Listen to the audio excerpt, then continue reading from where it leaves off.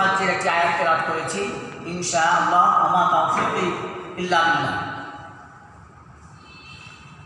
আল্লাহ রাব্বুল আলামিন বলেন লা ইয়ানালাল্লাহা লুহুমুহা ওয়ালা দিমাউহা ওয়ালাকিন ইয়ানালুহু তাকওয়া মিনকুম।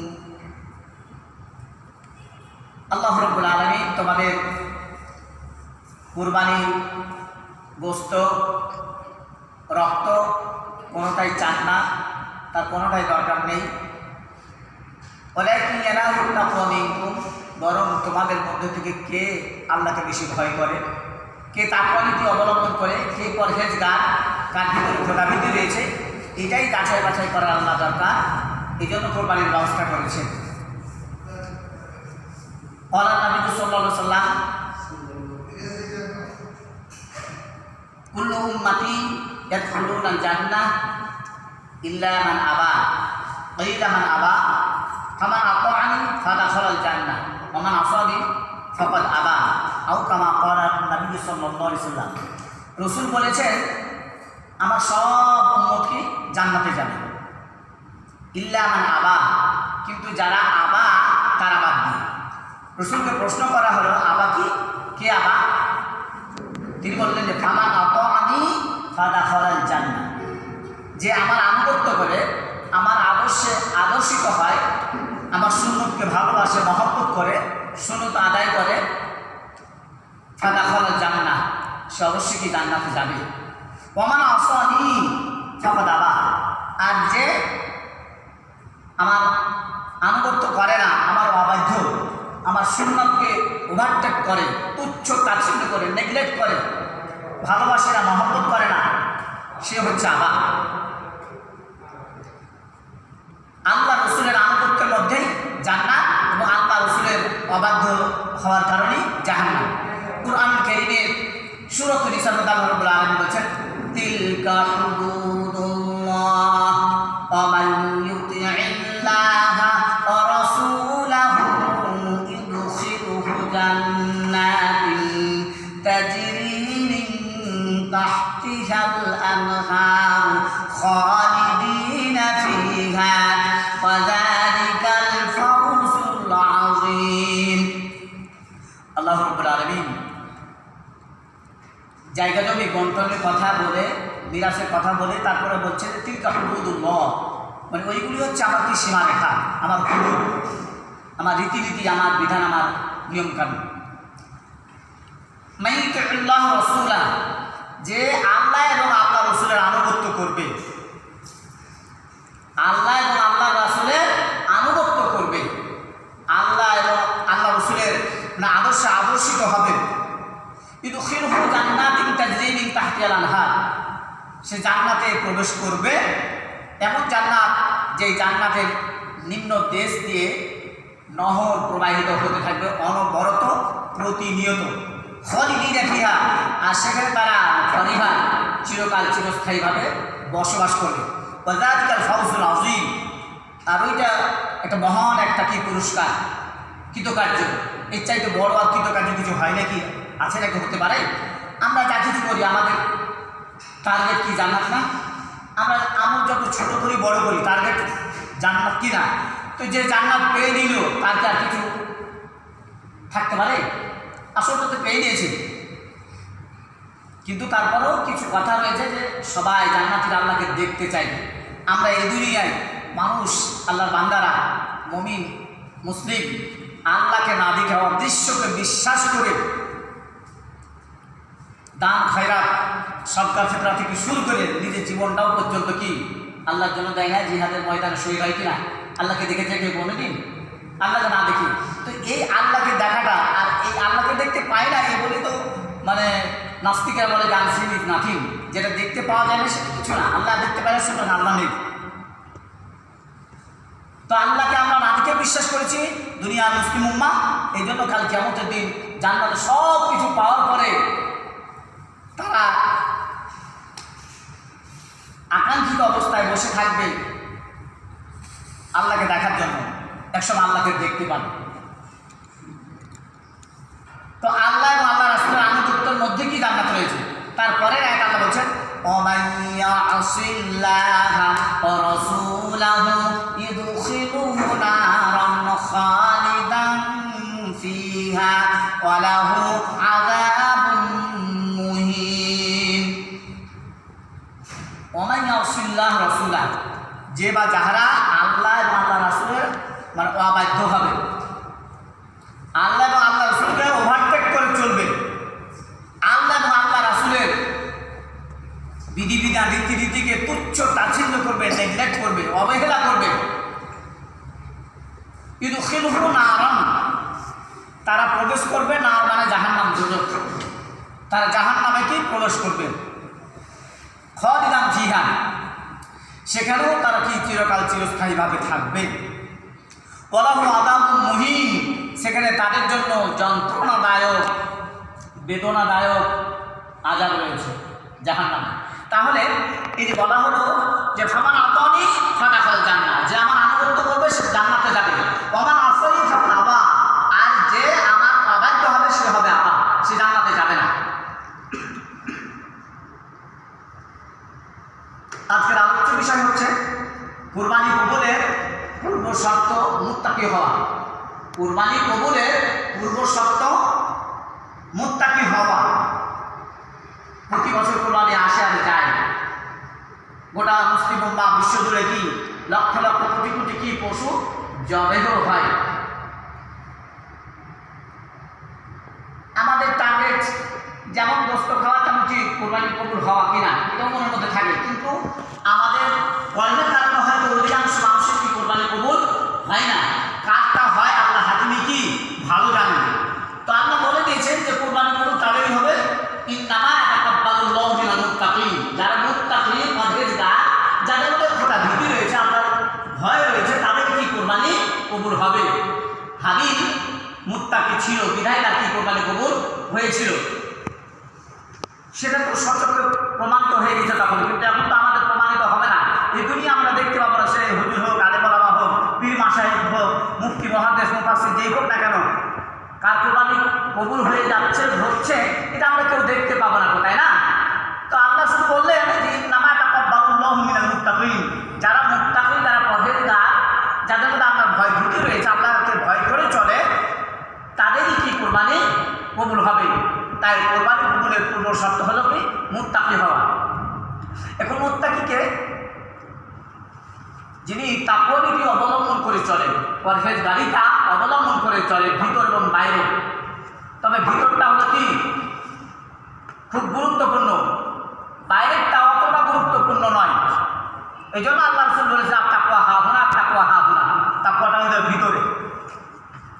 তাকওয়া শব্দটি ওয়াকিউল মাদ্দা থেকে এসেছে, ওয়াও কফ ইয়া, এর অর্থ হচ্ছে বিরত থাকা, বেঁচে থাকা, সংযমী হওয়া। এর আবিধানিক অর্থ, পারিভাষিক অর্থ হচ্ছে সগীরা গুনাহ সহ সব ধরনের গুনাহ থেকে আল্লাহর ভয়ে ভীত হয়ে বেঁচে থাকার নাম হচ্ছে তাকওয়া।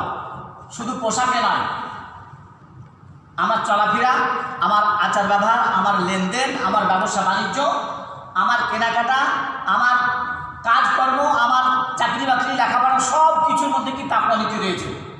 রাজনীতির মধ্যেও তাকওয়া নীতি রয়েছে। আমি তাই তো মাঝে মধ্যে বলি, ঠিক আছে আপনি রাজনীতি করেন, অসুবিধা নেই, কিন্তু আপনার রাজনীতির সাথে শুধু তাকওয়া নীতিটা একটু যোগ করে নেবেন, অ্যাড করে নেবেন, তাহলেই যথেষ্ট। আশা করা যায় যে আপনার দ্বারা চুরি হবে না, আপনার দ্বারা দখল হবে না, কারো কিছু আপনার দ্বারা কোনো ক্ষতি হবে না, আপনার দ্বারা কেউ কষ্ট পাবে না, যদি আপনার রাজনীতির সাথে তাকওয়া নীতিটা আপনি যোগ করে নিতে পারেন। এটা হলো ইসলামের দাবি। নবী রাসূল সাহাবা আজমাইন রাজনীতি করেন নাই? অবশ্যই করেছেন। কেউ যদি বলেন যে না করেন নাই, তাহলে কি আপনার ইমানের ঘাটতি রয়েছে বলেই আপনি এই কথাটা বললেন যে নবী রাসূলেরা তাকওয়া নীতি না রাজনীতি করেন নাই।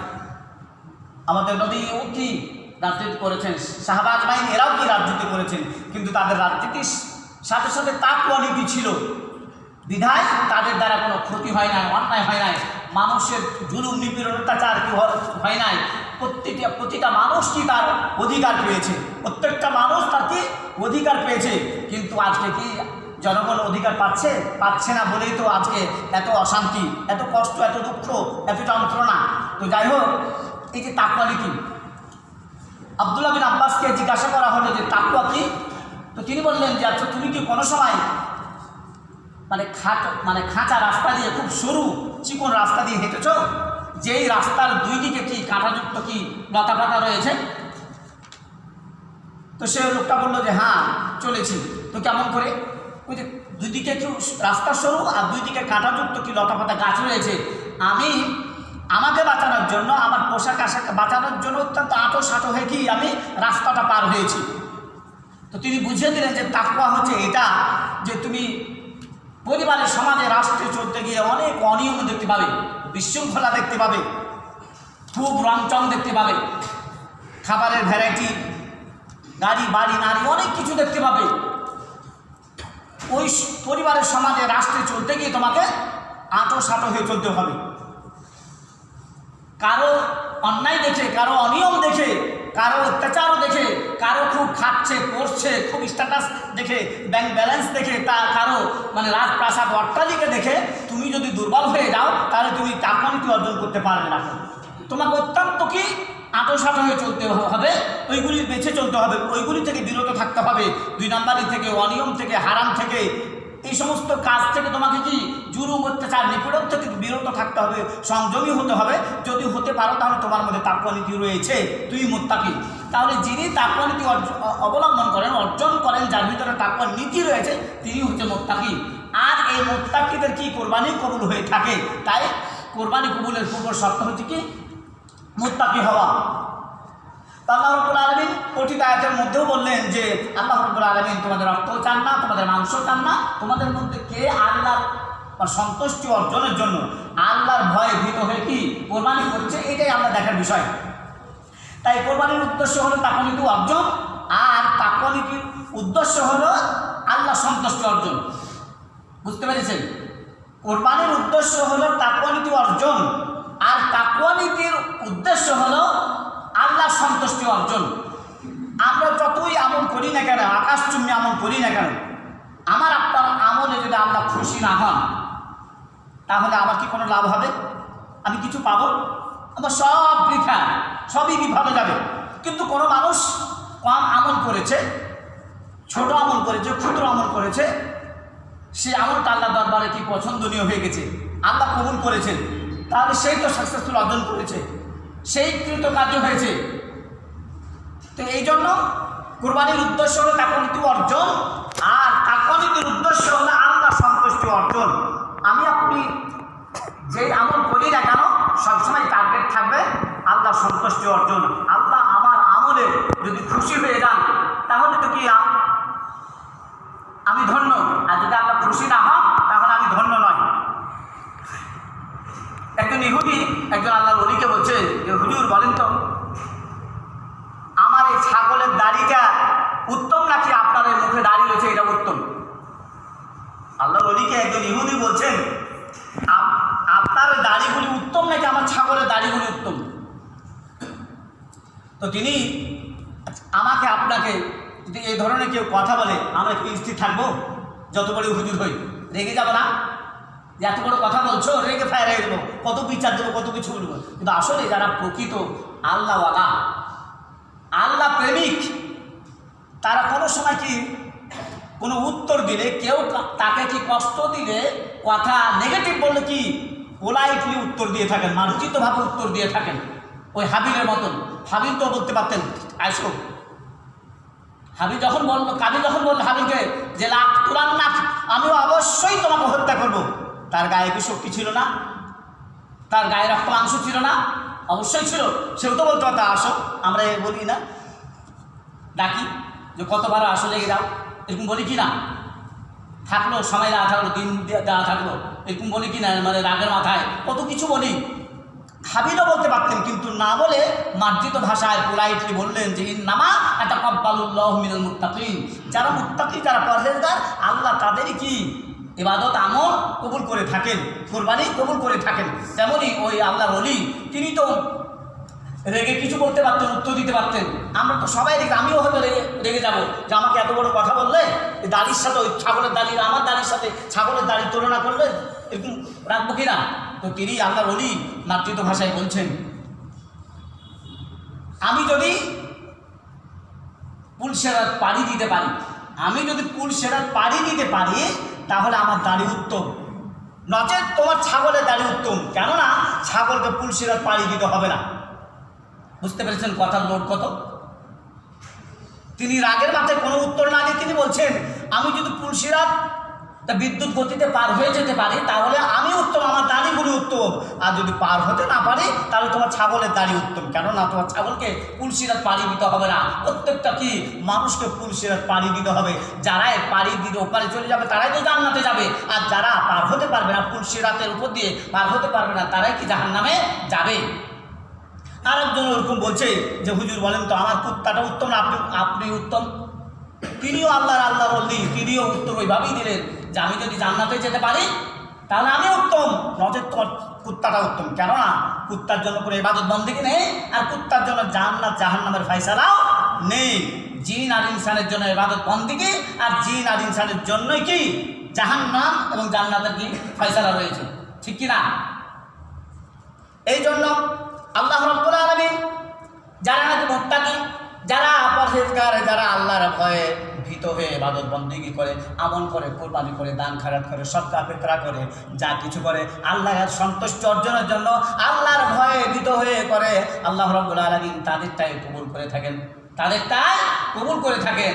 আর যারা খুব অহংকার ও অহমিকা বশত করে তাদেরকে কি কোরবানি বা আমল ইবাদত বন্দেগী আল্লাহ কবুল করেন না। কারণ অহংকার এমন একটা জিনিস যে মানুষের আমলকে নষ্ট করে দেয়। অহংকার মানুষের আমলকে নষ্ট করে দেয়, অহংকারের পতন হয়, এরকম কথা আছে কি না? তো আমলও পর্যন্ত অহংকারে নষ্ট হয়ে যায়। অনেক মানুষ অনেক খুব ইবাদত বন্দেগী করে, হজ যাকাত করে, অনেক কিছু করে অনেক সময় প্রকাশ করতে চায় আমি একটা কিছু, আমি এতবার হজ করেছি, আমি অমুক, আমি অমুক, এরকম প্রকাশ করে। আমার আপনার আমলের মাথাটা যদি অহংকারের সুতা দিয়ে বাঁধা থাকে, যতক্ষণ পর্যন্ত তাকওয়ার চাকু দিয়ে ওই বস্তার মাথাটা কাটতে না পারবো ততক্ষণ পর্যন্ত আমার বস্তা ভর্তি করা আমল নিয়ে আমি কি জান্নাতে যেতে পারবো না। তার মানে যতক্ষণ পর্যন্ত আমার অহংকারকে খর্ব করতে না পারবো, আমার অহংকারকে খর্ব করতে না পারবো ততক্ষণ পর্যন্ত আমার আপনার আমল কি গ্রহণযোগ্য হওয়া নয়। তাই যোগ্যতার সাথে সাথে পাশাপাশি আপনাকে এটাও ব্রেনে রাখতে হবে গ্রহণযোগ্যতা। আমি আমলে অনেক যোগ্যতা অর্জন করেছি, আমি আমলে অনেক যোগ্যতা অর্জন করেছি, কিন্তু আমার গ্রহণযোগ্যতা তেমন নেই। তাই যোগ্যতার সাথে সাথে আমাকে এটাও খেয়াল রাখতে হবে আমার গ্রহণযোগ্যতা কতটুকু হচ্ছে। একটু হলে তো আজ করতে পারবো নাকি? প্রত্যেকটা মানুষে, আমি আপনি প্রত্যেকটা মানুষই যা আমল করি এই আমলটা কেমন হলো, কার উদ্দেশ্য হলো, কতটুকু আল্লাহ সন্তুষ্ট হতে পারে, এরকম কিছু হলো আজ করা যায় না। এখন আমি যদি অবৈধ পয়সাতে ইবাদত বন্দেগী হজ করে আসি, একটা ছাগল গরু কিছু চুরি করে নিয়ে এসে কুরবানি দিয়ে দিই, তাহলে আমি যদি করি এই কাজটা, আমি যদি এই কাজটা করি, একটা ছাগল চুরি করে নিয়ে এসে, একটা গরু চুরি করে নিয়ে এসে গোস্ত খাওয়া হবে, মাংস এখানে কুরবানি দিলাম আমি, তো এইটা যদি আমি এই কাজটা করে থাকি তাহলে আমি বুঝতে পারলাম না, কেউ দেখলো না, দুনিয়ার কোনো মানুষ আল্লাহ ছাড়া কেউ দেখলো না, আমি যে ছাগলটা চুরি করলাম, আমি যে গরুটা চুরি করলাম, দুনিয়ার কোনো মানুষ কি দেখলো না, শুধু আল্লাহ দেখলেন, আমি অবশ্যই জানলাম আমি চুরি করেছি, আমি জানি না। তাহলে এই চুরি করা ছাগলটা কোরবানি দেওয়ার পর আমার মনের মধ্যে কি বলছে, আমার বিবেক কি বলছে? বিবেক কি সাই দিচ্ছে? আমাকে নেগেটিভ বলছে না বিবেক যে আমার কোরবানি কবুল হবে না, এখন কারণ এটা বৈধ নয়। এই জন্য ইবাদত বন্দেগী করতে হবে, ইসলাম পালন করতে হবে বিবেক দিয়ে, আবেগ দিয়ে নয়। আবেগের বশবর্তী হয়ে কোনো ইবাদত বন্দেগী গ্রহণযোগ্য হয় না। তেমন আবেগ দিয়ে, বিবেক দিয়ে, আকল দিয়ে আপনাকে সব আমল ইবাদত বন্দেগী করতে হবে। আমার আপনার ব্রেন আছে, আমরা ব্রেন খাটাই কিন্তু আকল খাটাই না। ব্রেনের সাথে সাথে আকল আছে না, বিবেক আছে কি না? এই জন্য জ্ঞানের উৎস হলো তিনটি, জ্ঞানের উৎস তিনটি। প্রথমত পঞ্চ ইন্দ্রিয়। আমার এই ত্বকের মাধ্যমে আমরা কি জ্ঞান অর্জন করি না? ত্বকের মাধ্যমে ঠান্ডা এবং গরম বুঝতে পারি। কানের কাছে যদি মিষ্টি আম কিছু ধরে থাকা যায়, তাহলে কি দেখি বলতে পারবে কান? বলতে পারবে না, না? কিন্তু চোখে দেখার সাথে সাথে ওটা বলে দিবে, তাই না? কোনো ঠান্ডা এবং গরম নাকে ধরি, কানে ধরি, চোখে ধরি, এটা বোঝা যাবে না। কিন্তু ত্বকের পিছন দিকে যদি একটা অন্ধ মানুষের শরীরে যদি স্পর্শ করায় ঠান্ডা অথবা গরম, বলে দিতে পারবে না যে এটা ঠান্ডাটা গরম। এটা হলো কি পঞ্চ ইন্দ্রিয়ের একটি ত্বকের মাধ্যমে জ্ঞান অর্জন করি। চোখে দৃষ্টিতে আমরা যা কিছু দেখি, দেখে জ্ঞান অর্জন হয়। কানে শুনে জ্ঞান অর্জন হয়। জিহ্বাতে তিতা মিঠা টক ঝাল জিহ্বা বলে দেয় না? তাহলে এই যে পঞ্চ ইন্দ্রিয়ের মাধ্যমে আমরা কি জ্ঞান অর্জন করি। যখন এই পঞ্চ ইন্দ্রিয় ফেল হয়ে যায় তখন কি জ্ঞানের যেটা উৎস সেটা হলো আপনার কি আকল বিবেক। আকল বিবেক। আমি মিস্ত্রিকে দেখি নাই, কিন্তু মিস্ত্রিটা এই যে এত কারুকার্য করে এটা বানিয়েছে, আমি চোখে দেখছি, দেখে আমার বিবেক কী বলছে আকল। আমি তো মিস্ত্রিকে দেখি নাই, কাজ করতেও দেখিনি, কোন মিস্ত্রি বানিয়েছে তাও জানি না, কিন্তু আমাকে এই দেখার পরে আমার আকল এবং বিবেক বলছে কোনো একজন মিস্ত্রি কি এই কাজটা করে এত সুন্দর করে কারুকার্য করেছে, অবশ্যই একটা কি মিস্ত্রি কাজ করেছে। তাহলে কি আমার এটা আকল বলে দিল, আমার বিবেক বলে দিল এই কাজটা। এই যখন আকল ফেল হয়ে যায় মানুষের, তখন ওহির জ্ঞান, ওহির মাধ্যমে মানুষকে জ্ঞান অর্জন করে। আমরা পরকালীন কবরের আযাব, জান্নাত, জাহান্নাম, পুলসিরাত এগুলি যে কথা শুনি এবং বলি, এগুলিকে আমরা কেউ দেখেছি? হুজুরেরা কেউ দেখে বলেছে? আমাদের নবী দেখেছেন, কিন্তু দুনিয়ার কোনো আলেম ওলামা, বড় পীর, মাশায়েখ, মুফতি, মুহাদ্দিস, মুফাসসির এরা কেউ কোনদিন দেখেছে? তিনারাও বলে আর আমরাও শুনি, শ্রোতামণ্ডলী আমরাও শুনি। তাহলে এগুলি ওহির মাধ্যমে জেনেছে। যিনি বলছেন তিনিও ওহির মাধ্যমে জেনেছেন, ওই মাধ্যমে জেনে আমাকে আপনাকে বলেছেন, তখন আমরা কি এই জ্ঞানগুলো অর্জন করেছি যে জান্নাত, জাহান্নাম, পুলসিরাত, কবরের আযাব এগুলি। তাহলে এই ওহির মাধ্যমে, তাই জ্ঞানের উৎস হলো তিনটি। তাহলে এই জ্ঞান, তাহলে আকল বিবেক দিয়ে আল্লাহ রাব্বুল আলামিন প্রত্যেকটা মানুষকে জন্মের সাথে সাথে তার একটা আকল এবং বিবেক দিয়েছেন। যখন তার বয়সে বয়প্রাপ্ত হয়, আস্তে আস্তে সে আকল এবং বিবেক খাটাতে পারে। তো আমরা ব্রেন ঠিকই খাটাই সবাই, এমন কোনো মানুষ নাই যে ব্রেন খাটা ছাড়া চলি না। যার ব্রেন নাই তারা তো অবশ্যই পাগল, না? যাদের ব্রেন নাই তারা পাগল, সে যে কোনো কাজ করতে পারে, তার গ্রহণযোগ্য নয় কেউ। এই জন্য তো একজন সেন্সলেস মানুষ যে পাগল, তাকে কোনো জায়গাতে চাকরি দিবে, এখানে স্থান দিবে, ইমামতি মসজিদে কোনো জায়গাতে তাকে স্থান দিবে। আর তাদের উপর কোনো শরীয়তই নেই। এক কথা আল্লাহ কি তাদেরকে ছাড় দিয়েছেন, তাদের উপর কোনো শরীয়ত নেই, তাদের উপর কোনো শরীয়ত নেই। তিন শ্রেণী মানুষের উপর কোনো শরীয়ত নেই। একটা হলো পাগল, একটা হলো কি অপ্রাপ্ত বয়স্ক যারা, তাদের উপর কোনো শরীয়ত নেই। আর যতক্ষণ মানুষ ঘুমন্ত অবস্থায় থাকে, ঘুমিয়ে থাকে, ততক্ষণ পর্যন্ত মানুষের প্রতি কোনো শরীয়ত থাকে না। বুঝতে পেরেছেন?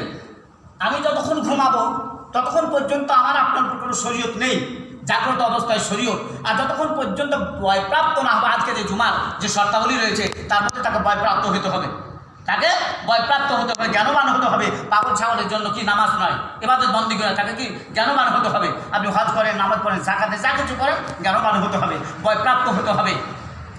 তাহলে এই যে আল্লাহ রাব্বুল আলামিন যে আমরা ব্রেন খাটিয়ে ব্যবসা বাণিজ্য লেখাপড়া সব কিছু করি, কিন্তু আকল খাটিয়ে তেমন ইবাদত বন্দেগী তেমন করি, দেখা দেখি একটু করি, ভুল হয় কি ঠিক হয় তাও ঠিক নেই খো, আবার করতেও চেষ্টাও করি না খো, আর করতেও ইচ্ছাও জাগে না খো যে আল্লাহ রাব্বুল আলামিন আমাকে 24 ঘন্টায় অসংখ্য অগণিত নিয়ামত দিয়ে বাঁচিয়ে রেখেছেন। তাহলে আমার আকলটা কি বলে, তার সেদ্ধা করতে হবে না, তার হক আদায় করতে হবে না? কথাটা তো ঠিকই বলি যে নুন খাই যার, গুণ গায় তার।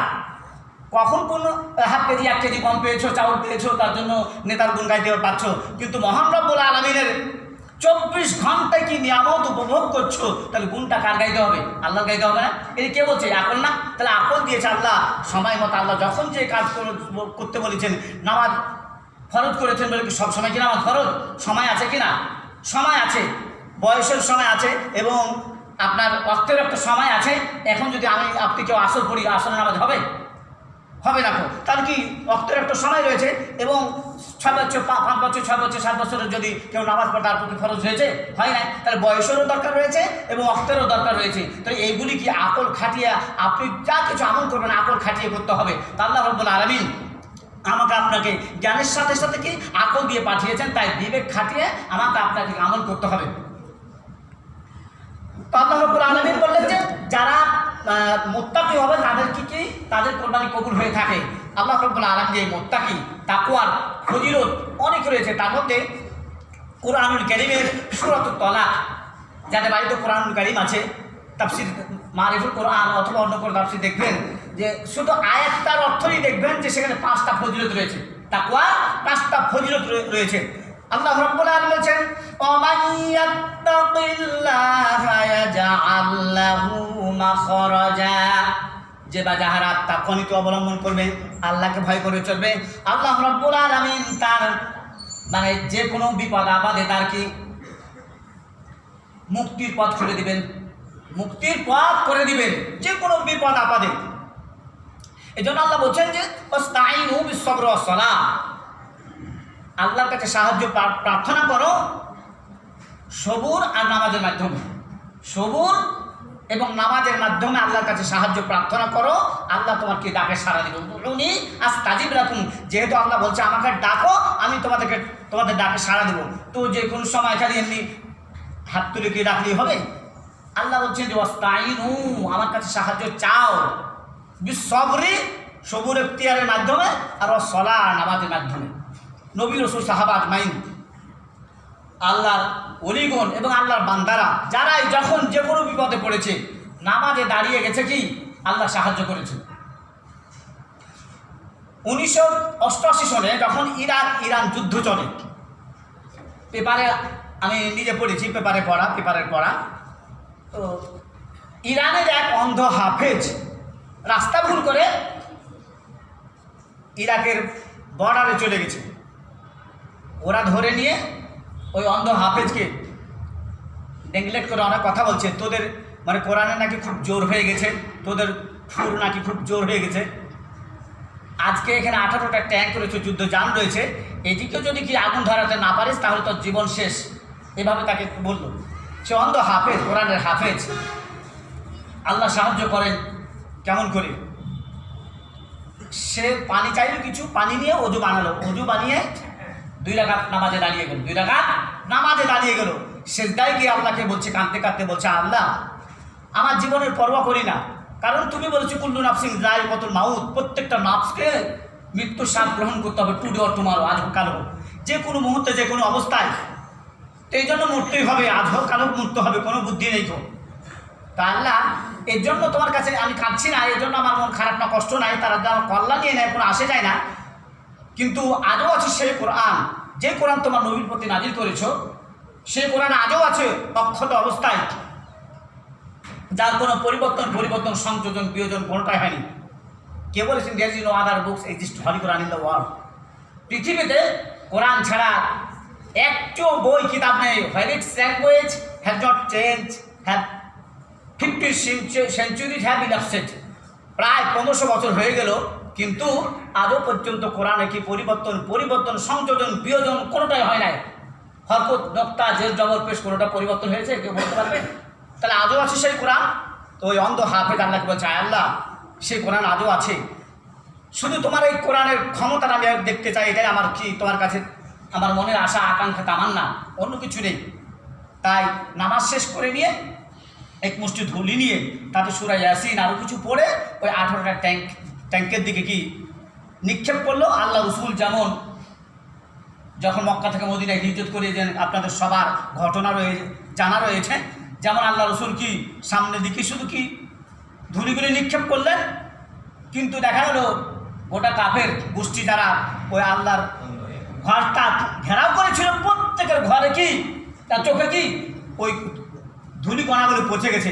আল্লাহ পরবর্তীতে সূরা আনফালে জানিয়েছেন, রমা রমাইতা ইজ রমাইতা ওয়ালাকিন্নাল্লাহ রমা, হে রাসূল আপনি যখন ওই ধুলিগুলি নিক্ষেপ করেন, শুধু আপনি নিক্ষেপ করেছেন, কিন্তু সকল কি কাফেরের চোখে পৌঁছে দেওয়ার দায়িত্বটা আমি আল্লাহ ছিল বলে তোমার সামনে পিছনে ডানে বামে যত কাফের ছিল সবারই চোখে কি পড়েছিল।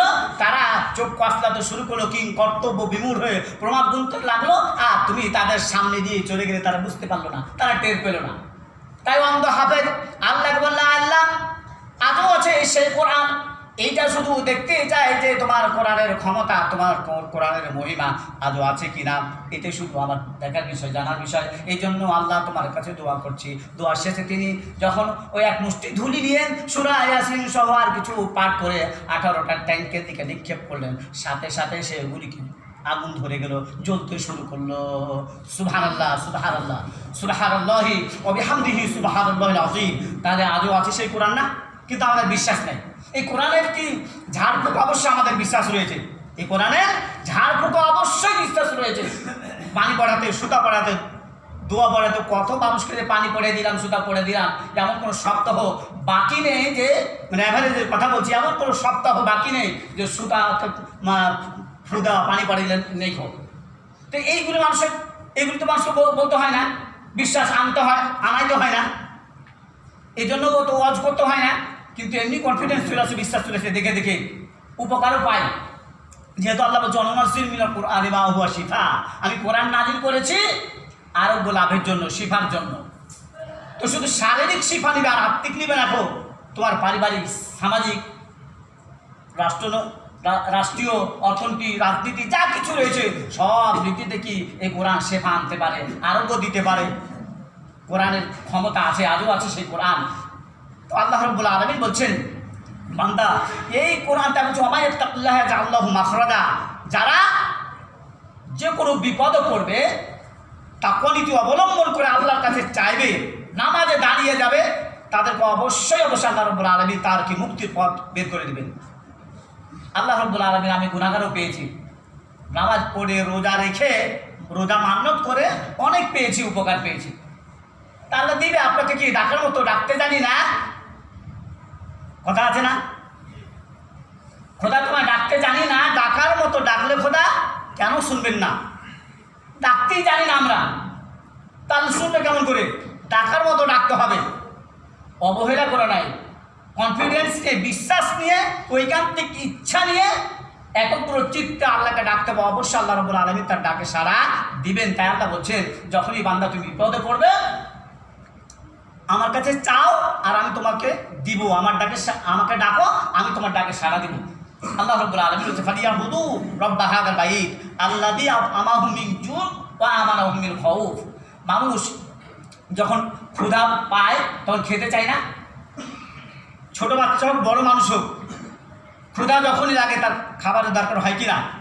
খেতে চায়। আর যখনই মানুষ বিপদে পড়ে, ভয়ভীতি হয়, তখন সে নিরাপত্তা চায়। ভয়ভীতির সময় নিরাপত্তা চায় আর ক্ষুধার সময় খেতে চায়। আল্লাহ রাব্বুল আলামিন বলছেন যে হ্যাঁ, আমি তোমাকে খেতে দেবো, তোমার নিরাপত্তা দেবো। ফালিয়াবুদু রাব্বা হাযাল বাইত, তোমরা ইবাদত বন্দেগী করো রাব্বা হাযাল বাইত, এই ঘরে যিনি রব, এই ঘরে যিনি মালিক।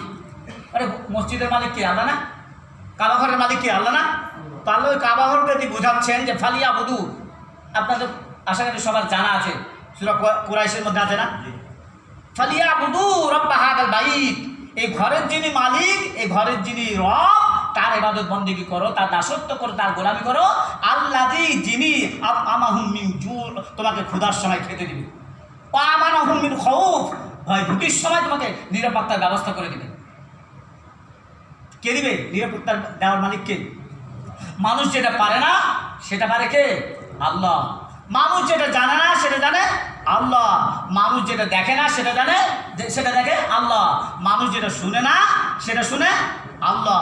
তাই সব কিছু কি আল্লাহ পারেন, আল্লাহ দেখেন, আল্লাহ জানেন। তো ভয় ভীতির সময় নিরাপত্তা দিবে কে? আল্লাহ। ক্ষুধার সময় খেতে দেবে কে? আল্লাহ। ওমা মিন দাব্বাতিন ফিল আরদি ইল্লা আলাল্লাহি রিজকুহা, পৃথিবীতে এমন কোনো বিচরণশীল প্রাণী নেই, এমন কোনো জীব নেই যেগুলি খালি চোখে দেখা যায় না। এইগুলিরও কি খাবারের ব্যবস্থা আল্লাহ করেন না? রিজিকের ব্যবস্থা করেন নাই? রিজিকের জামিন না কে? আল্লাহ। মানুষ নয়, মানুষ খেতে পড়তে দিতে পারে না।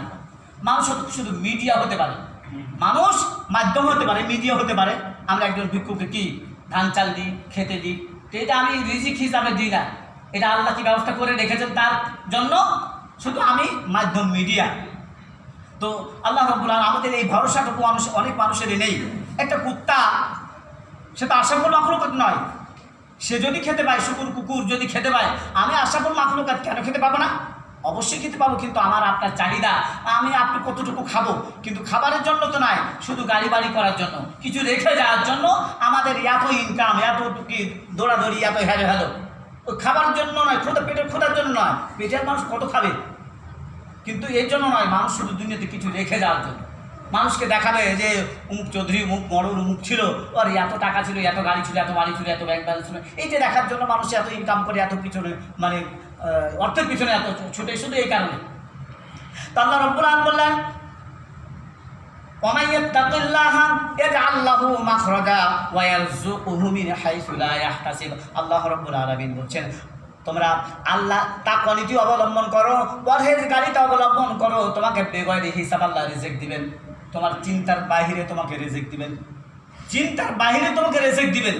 অনেক সময় এরকম হয় না যে বাড়িতে হয়তো সাধারণ মানে ডাল ভর্তা শাক দিয়ে ব্যবস্থা খাবারের ব্যবস্থা করা হয়েছে, আল্লাহ রাব্বুল আলামিন কোন দিকটা কোনো দাওয়াত চলে এলো, কেউ ডেকে নিয়ে চলে এলো, দেখেন সেখানে গোশত পোলাও খেয়ে চলে আসলো, এরকম হয় না? তাহলে এই যে আল্লাহ রাব্বুল আলামিন রিজিক করে রেখেছেন, আল্লাহ বলছেন তোমাকে বেগয়রি হিসাব রিজিক দেবো, ইয়ারযুকুহু মিন হাইসু লা ইয়াহতাসিব। তোমার কি ধারণা নেই, চিন্তা নেই, আমি তোমাকে এই রিজিক দিব। ওয়া মান ইয়াত্তাকিল্লাহা ইয়াজআল লাহু মিন আমরিহি ইউসরা। আমি তোমার কাজকে সহজ করবো, শুধু তাকওয়া নীতি অবলম্বন করো, শুধু মুত্তাকি হও, শুধু মুত্তাকি হও, তাকওয়া নীতি অবলম্বন করো, আমি তোমার কাজকে সহজ করে দিব। শাহবাজ মাইন দেখা যাচ্ছে, ফাতেমার কথা একটা মনে পড়লো যে কাজ করতেন স্বামী বাড়িতে, এই যে যাতাটা ঘোরাতেন, তো হইতে মানে ফোঁসা পড়ে যেত, ফোঁসা পড়ে যেত, কষ্ট হতো। আল্লাহ রসুলকে কি বললেন যে আল্লাহ রসুল এরকম আমার খুব কষ্ট হচ্ছে, একজন দাসী ব্যবস্থা করা যায় না? তো তিনি বললেন যে কোনো দরকার নেই, তুমি বিসমিল্লাহির রহমানির রহিম বলে আল্লাহর নাম নিয়ে কি কাজ করবে, দেখে আল্লাহ কাজকে সহজ করে।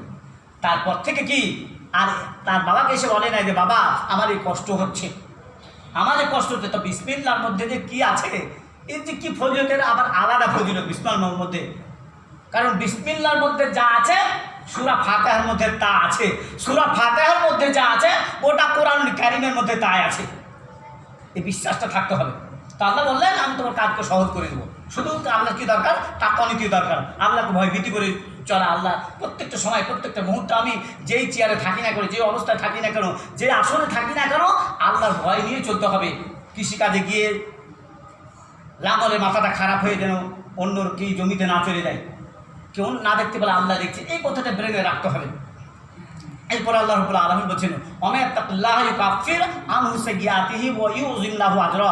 এই দুটি আরও গুরুত্বপূর্ণ। এই যে দুটি পৃথিবীর সব মানুষের যে কোনো ধর্মের হোক না কেন, এই দুটি বেশি টার্গেট, এই দুটি প্রত্যেকটা ধর্মের লোকের এই দুটি টার্গেট।